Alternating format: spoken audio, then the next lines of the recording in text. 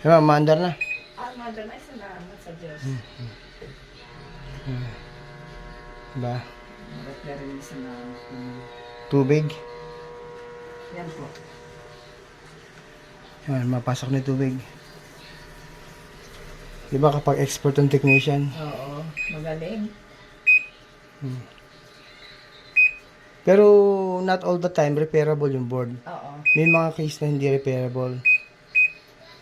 Ba't nagagaling? Yan, obserbahan po natin yan.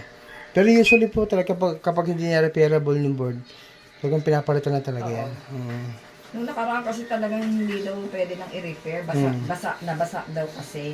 Hindi, ang tanong, nag-try ba silang magganito? Hindi nila ginanyan. Yan, ganyan. Yan, hindi sila nagganyan. Ibig sabihin, hindi nila nasabi talaga na talagang pwedeng i-repair.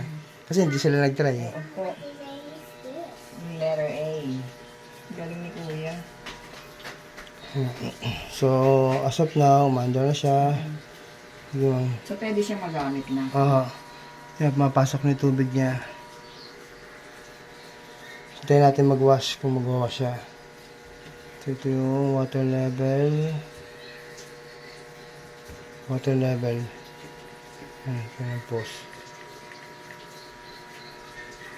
Kumuna. Yan. Ilabas natin muna.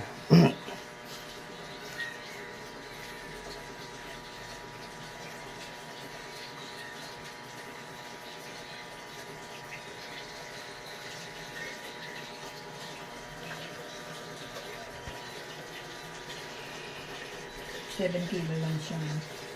Oo.